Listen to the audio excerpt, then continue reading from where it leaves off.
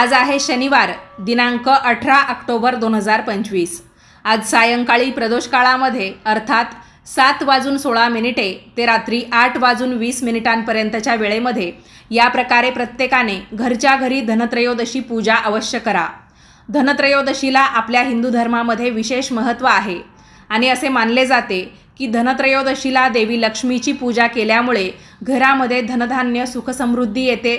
यासोबतच देवांचे खजिनदार यक्षराज कुबेर यांचीही पूजा या दिवशी अवश्य करावी। यामुळे आपल्या घरामध्ये धनधान्य सुखसमृद्धी त्याचबरोबर कुबेर देवतांची पूजा करणाऱ्या व्यक्तीला एक चांगल्या प्रकारची कीर्ती देखील प्राप्त होते। हिंदू मान्यतेनुसार भगवान विष्णूंचाच अवतार असलेले भगवान धन्वंतरी यांचा जन्म धनत्रयोदशीच्या दिवशी झाला होता। समुद्र मंथनातून प्रकट झालेले धन्वंतरी यांच्या एका हातामध्ये अमृतकुंभ, एका हातामध्ये शंख, एका हातामध्ये चक्र आणि एका हातामध्ये जळू असतो। त्यामुळे उत्तम आरोग्यासाठी आपण सर्वांनी देवांचे वैद्य मानले जाणारे भगवान धन्वंतरी यांची पूजा अवश्य करावी। कारण भगवान धन्वंतरींच्या हातातील 4 आयुधे मनुष्यामध्ये निर्माण होणाऱ्या सर्व व्याधींवरील निश्चित नेमके उपाय मानले जातात। तसेच जे लोक व्यापारी व्यावसायिक आहेत त्यांनी या दिवशी हिशोबाच्या नवीन वह्या घ्यायच्या असतात आणि त्यांची पूजासुद्धा करायची असते। यासोबतच अकाल मृत्यूचे भय आपल्या कुटुंबातील सर्व व्यक्तींवरून टळावे यासाठी यमदीपदानसुद्धा अवश्य करावे। आजचा धनत्रयोदशीचा दिवस म्हणजे अश्विन महिन्याच्या कृष्ण पक्षातली 13वी अर्थात त्रयोदशी तिथी होय। तर नमस्कार मंडळी, मी शीतल आणि तुम्ही पाहताय दिल्लीकर मराठी। या व्हिडिओमध्ये मी तुम्हाला अगदी साध्या सोप्या पद्धतीने धनत्रयोदशीची पूजा दाखवणार आहे। यामध्ये आपण धनत्रयोदशीची स्टेप बाय स्टेप पूजा, सोपे मंत्र, यमदीपदान कसं करावं आणि धनत्रयोदशीची पूजा कधी उचलावी, उत्तर पूजा कशी करावी याबद्दल सगळं काही पाहणार आहोत। तेव्हा हा व्हिडिओ संपूर्ण पहा। चॅनलवर नवीन असाल तर दिल्लीकर मराठी या यूट्यूब चॅनलला अवश्य सबस्क्राईब करा आणि व्हिडिओ पाहत असताना सर्वांनी कमेंट्समध्ये लिहा ओम नमो भगवते वासुदेवाय। चला तर मग व्हिडिओला सुरुवात करते। मंडळी, धनत्रयोदशी हा संपूर्ण दिवसच अत्यंत शुभ मानला जातो। त्यामुळे धनत्रयोदशीची पूजा मांडणी तुम्ही शुभ मुहूर्ताच्या थोडी आधीच करून ठेवली तरीही चालेल, जेणेकरून मुहूर्ताची वेळ सुरू झाली की त्या वेळेमध्ये तुम्हाला अतिशय सावकाश पद्धतीने योग्यरित्या ही पूजा पूर्ण करून घेता येईल। बऱ्याच जणांचं काय होतं, साहित्य जमवता जमवता किंवा पूजा मांडणी करता करताच शुभ मुहूर्त निघून जातो आणि सरतेशेवटी पूजेला फार घाई होते। इथे आपण पूर्व भिंतीला एक चौरंग मांडून घेतलेला आहे, त्याच्यावर लाल रंगाचं आसन देखील अंथरून घेतलेलं आहे। देवपूजेतला एक दिवा घेतला, त्याच्यामध्ये तेल घातलं, दुहेरी वात घातली आणि हा दिवा आता मी प्रज्वलित करून घेत आहे। तुम्ही तेलाऐवजी दुहेरी वातीचा तुपाचा दिवा लावला तरीही चालणार आहे। या दिव्याची सर्वप्रथम पूजा करत असताना त्याला हळदी, कुंकू, फूल, अक्षता हे सगळं वाहायचं। त्यानंतर शुभं करोति कल्याणम आरोग्यम धनसंपदा शत्रुबुद्धी विनाशाय दीपज्योती नमोस्तुते हा श्लोक आपल्याला म्हणायचा आहे। दीप प्रज्वलन करून झालं, आता या पूजेतली पुढची पायरी म्हणजे मंगल कलश तयार करणे आणि तो स्थापन करणे। त्यासाठी इथे मी एक तांब्याचा तांब्या घेतला आणि या तांब्यावर आपल्याला मधोमध कुंकवाच्या गंधाच्या सहाय्याने स्वस्तिक काढून घ्यायचं आहे। तर कुंकवामध्ये थोडंसं पाणी मिसळून तुम्ही त्याचा एक घट्टसर गंध तयार करून घेऊ शकता, जेणेकरून तो ओघळणार नाही। तांब्यावर मधोमध आपण स्वस्तिक तर काढलं, याशिवाय स्वस्तिकच्या 4ही बाजूंनी 4 बिंदू दिले आणि स्वस्तिकच्या दोन्ही बाजूंनी आपण रिद्धिसिद्धीच्या 2-2 रेषा देखील काढलेल्या आहे। आता कलशाची जी मागची बाजू असणार आहे तिथे आपल्याला एकतर 5 हळदी कुंकवाची बोटं ओढून घ्यायची आहेत, ज्याला नाम असं म्हटलं जातं, किंवा तुम्ही या पद्धतीने 3 कुंकवाचे टिपके आणि 2 हळदीचे टिपके या पद्धतीने 5 हळदी कुंकवाचे टिपके लावून घेतले तरीही चालेल। आता या कलशामध्ये स्वच्छ पाणी ओतायचं। तुमच्याकडे गंगाजल असेल किंवा गुलाब पाणी असेल तर तुम्ही ते सुद्धा या पाण्यामध्ये मिसळू शकता।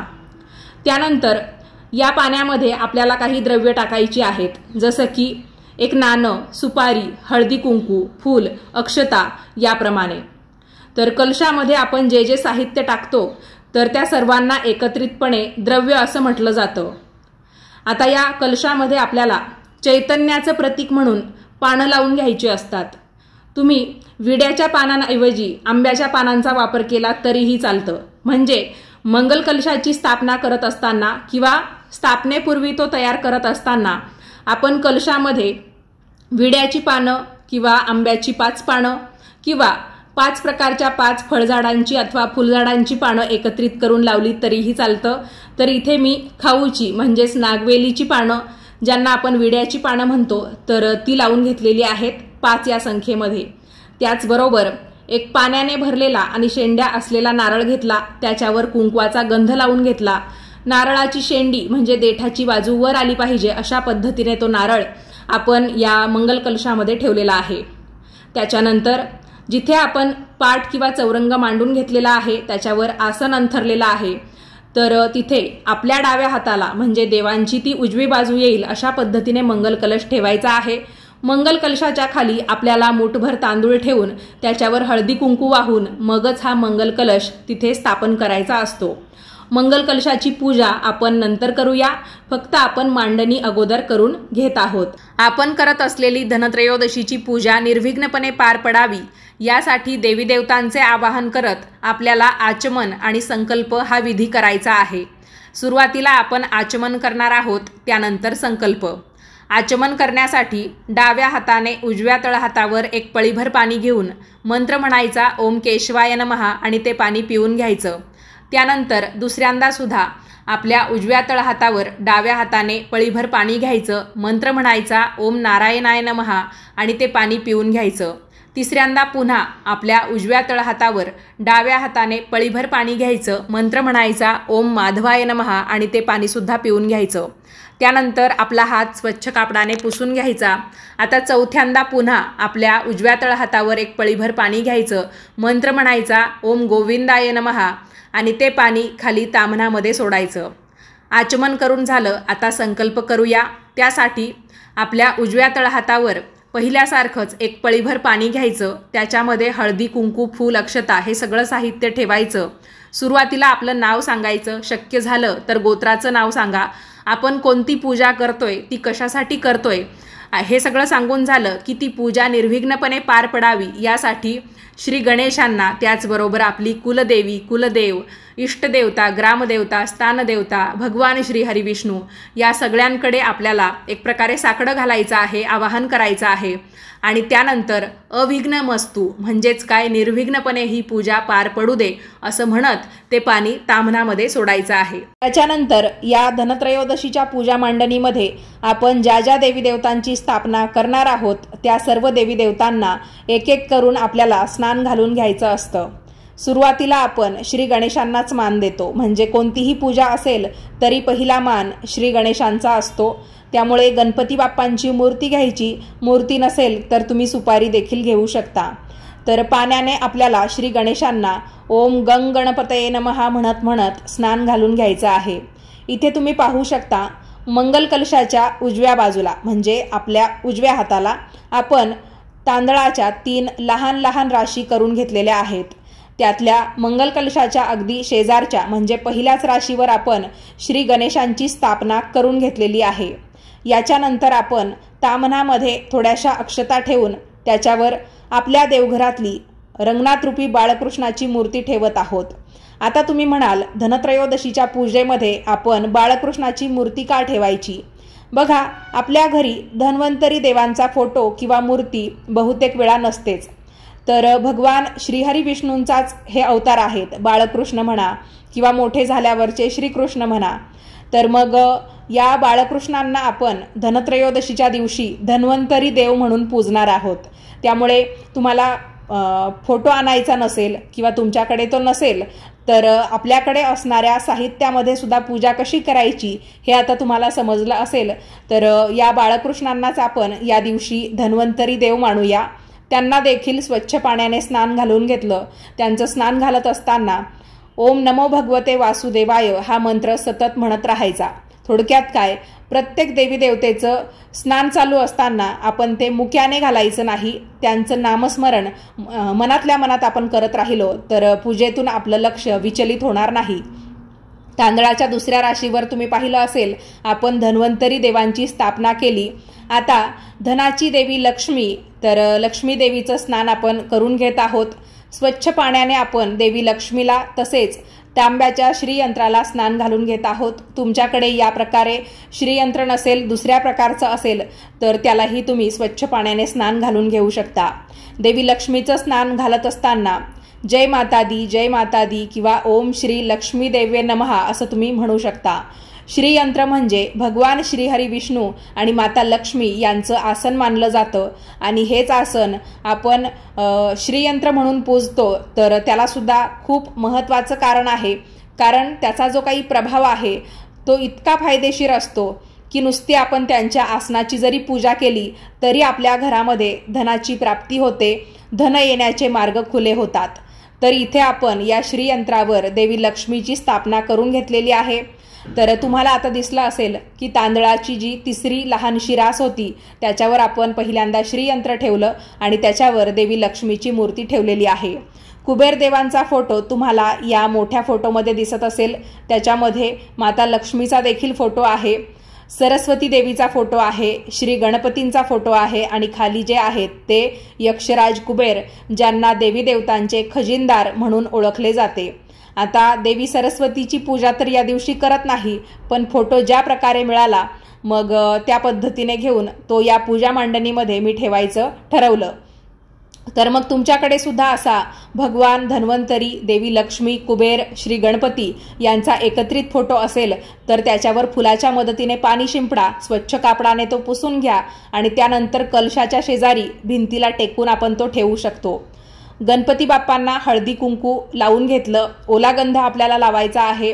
धन्वंतरी देवांना आपण चंदनाचा किंवा अष्टगंधाचा गंध लावू शकतो।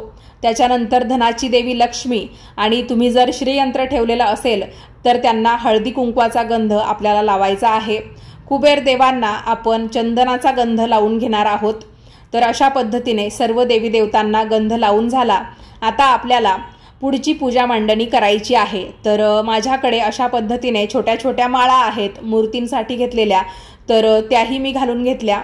त्यानंतर पिवळ्या फुलांची माळ आपल्याला या फोटोला घालायची असते। तुमच्याकडे फोटो नसेल, तुम्ही फक्त मूर्तींचीच मांडणी करणार असाल तर मग तुम्ही मूर्तींच्या समोर एक एक पिवळ्या रंगाचं फूल ठेवलं तरीही चालेल। धनत्रयोदशीच्या पूजेमध्ये पिवळ्या रंगाच्या गोष्टींना विशेष मान आहे। तर मग धन्वंतरी देवांच्या समोर तुम्ही पाहू शकाल आपण तुळशीपत्र देखील ठेवलेलं आहे, कारण ते भगवान श्रीहरी विष्णूंचाच अवतार मानले जातात। आता समजा आपण मूर्तींमध्ये तर श्री गणेशांची मूर्ती, त्याचबरोबर बाळकृष्ण रूपी किंवा भगवान श्रीहरी विष्णू रूपी धन्वंतरी देव मांडलेत, त्याच्यानंतर देवी लक्ष्मीची देखील मांडणी केली, पण आपल्याकडे कुबेर देवांचं काहीच नसेल तर आपण अशा पद्धतीने मातीचे छोटे छोटे सुघट किंवा ज्यांना बोळके असंही म्हटलं जातं बोलीभाषेमध्ये, तर याच बोळक्यांमध्ये आपल्याला वेगवेगळं साहित्य भरून त्यांचीच कुबेर देवांच्या रूपात पूजा करायची असते। धने, मूग, गहू, त्याचबरोबर मीठ आणि एका बोळक्यामध्ये आपल्याला लाह्या आणि बत्तासे देखील ठेवायचे असतात। गहू आणि मुगाऐवजी तुम्ही अजून वेगळं जरी धान्य या सुघटांमध्ये भरलं तरीही चालतं।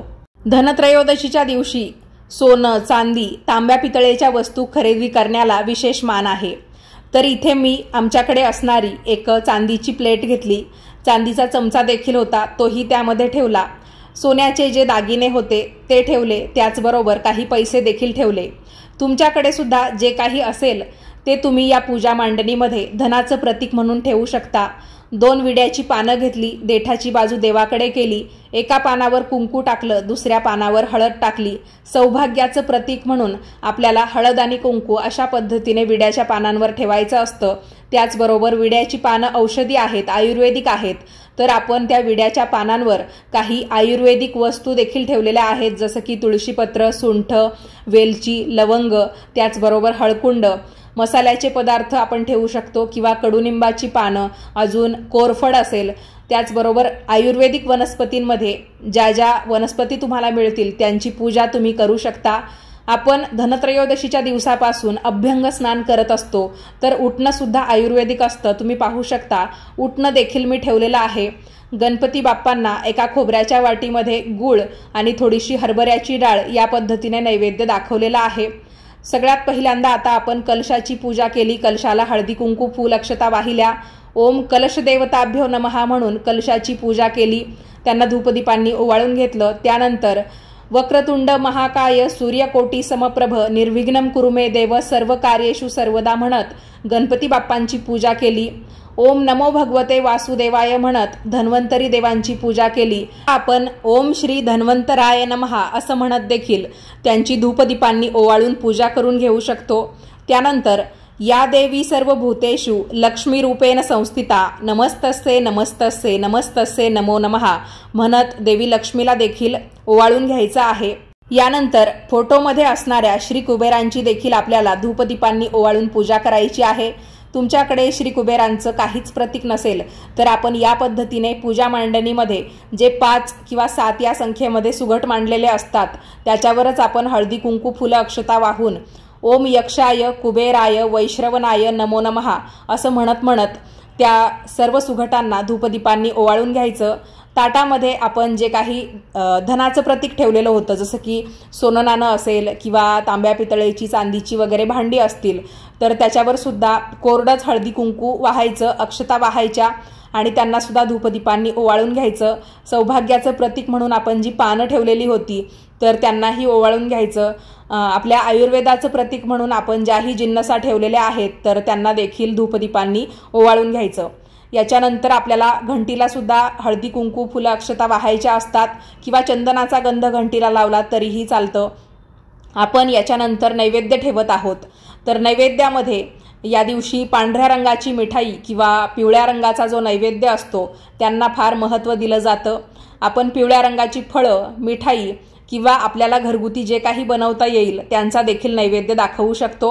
नैवेद्य ठेवण्यापूर्वी खाली पाण्याने एक चौकोनी मंडल काढायचं, त्याच्यानंतर नैवेद्याचं ताट ठेवायचं, त्याच्याभोवती पाणी फिरवायचं आणि सर्वांच्या आरोग्याची कामना करत करत आपण सर्व देवी देवतांना मनोभावे नमस्कार करून घ्यायचा असतो। आता वेळ आहे यमदीपदानाची। तर पूजा करून झाली की लगेचच आपण यमदीपदान करून घेत असतो। त्यापूर्वी आपल्याला संपूर्ण पूजा मांडणीला 13 दिव्यांनी ओवाळायचं असतं। तर तुम्ही 13 कणकेचे दिवे तयार करून घेऊ शकता किंवा 13 पंत्या जरी तुम्ही प्रज्वलित केल्या तरीही चालेल किंवा अजून एक पद्धत अशी की इथे मी 12 पंत्या प्रज्वलित करून घेतलेल्या आहेत, त्यांच्यामध्ये दुहेरी वाती घातलेल्या आहेत आणि एक दिवा यमाचा दिवा म्हणून तयार करून घेतला। त्याच्या बाजूने जे तुम्हाला लांबट पिठाचे मुटके दिसतात तर त्यांना म्हटलं जातं बळी। आता हा दिवा मुटके तुम्हाला पिवळे दिसत आहेत तर पीठ मळताना आपल्याला त्याच्यामध्ये फक्त हळद घालायची आहे आणि थोडं थोडं पाणी टाकून ते पीठ मळून त्याच्यापासून असा दिवा तयार करून घ्यायचा। दिव्याच्या दोन्ही साईडला एक एक या प्रकारे पिठाचे बळी ठेवायचे। दिव्यामध्ये तेल घालून एकेरी वात घालायची आणि तो दिवा प्रज्वलित करायचा। दिव्याला तसेच बळींना हळदी कुंकवाचा गंध लावायचा। बत्तासे आणि लाह्या त्या दिव्याला आपल्याला अर्पण करायच्या असतात। इथे मी 12 पंत्या प्रज्वलित करून घेतल्या कारण पूजा मांडणीमध्ये सुद्धा मी एक दिवा ठेवलेलाच आहे आणि त्या दिव्याने तर संपूर्ण पूजा मांडणीला एक एक करून मी ओवाळून घेतलं। आता 12 पंत्यांनी म्हणजे एक प्रकारे 13 दिव्यांनी माझ्याकडून ओवाळून होतच आहे। तुम्ही याच्याऐवजी असंही करू शकता की ताटामध्ये कणकेचे म्हणजे या पद्धतीने आपण जसा एकच दिवा तयार केला ना तसे 13 दिवे तयार करून घ्यायचे। ताटात बरोबर मधोमध जो दिवा असेल तर त्या दिव्याच्या दोन्ही साईडला एक एक करून तुम्ही मग बळी ठेवू शकता आणि त्या 13 दिव्यांनी संपूर्ण पूजा मांडणीला ओवाळून झालं की ते दिवे बाहेर आणायचे आणि दिव्याच्या वातीची दिशा दक्षिणेला येईल अशा पद्धतीने ते दिवे बाहेर ठेवून द्यायचे।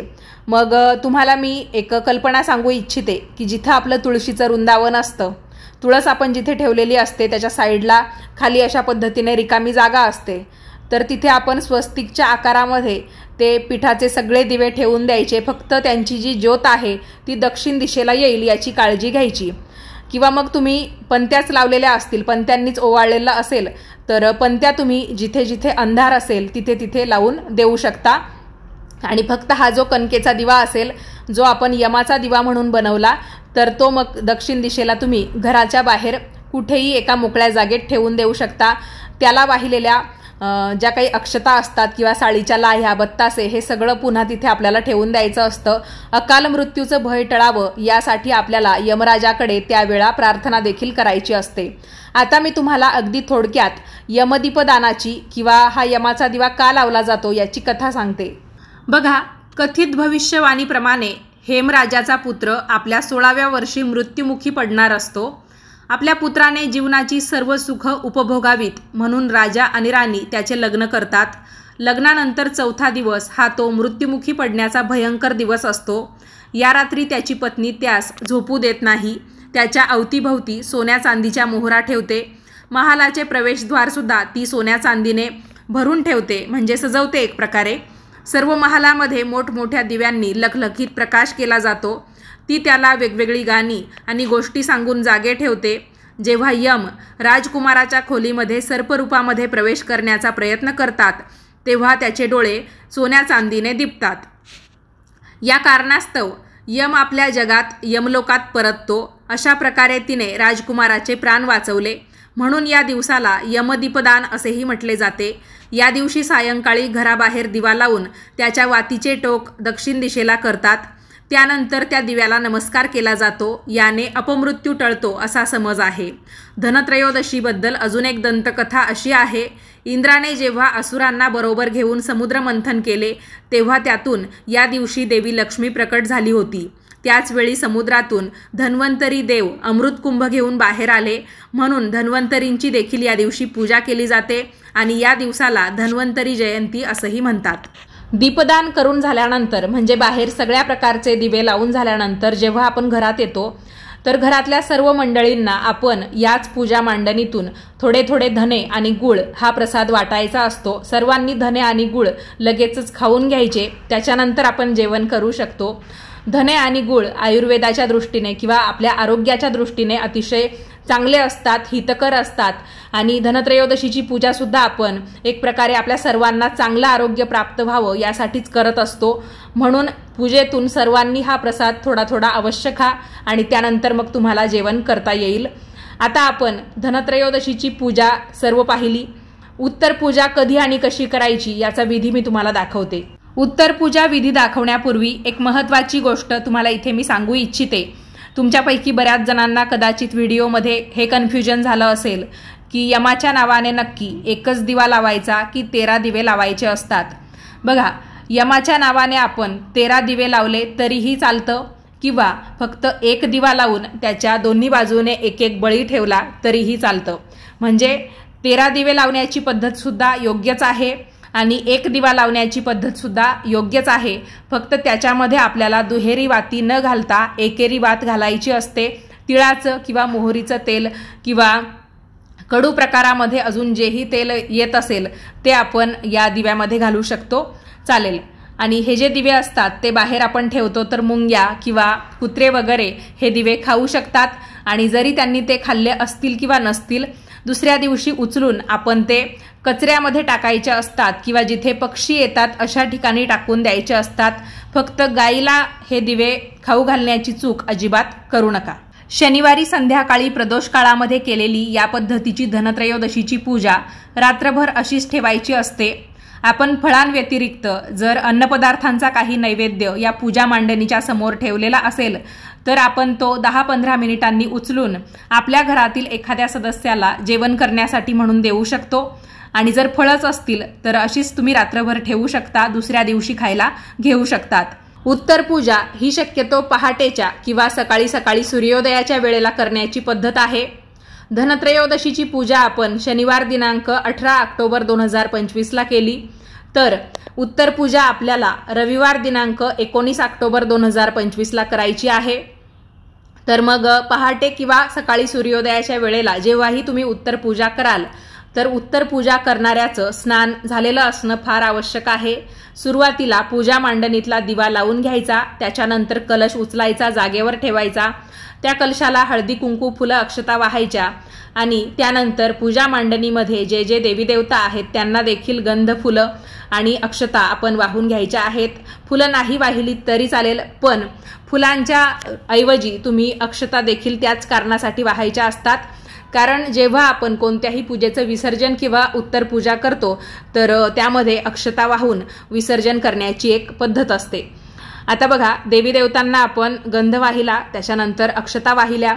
आता आपण पूजा मांडणीमध्ये जिथे जिथे फुलं अर्पण केलेली होती, फुलांच्या माळा घातलेल्या होत्या, तर त्या सगळ्या काढून घ्यायच्या असतात। आता फुलं सुकून गेलेली असतात तर फुलं सगळी काढायची आणि एका मोठ्या परातीमध्ये किंवा ताटामध्ये ठेवायची।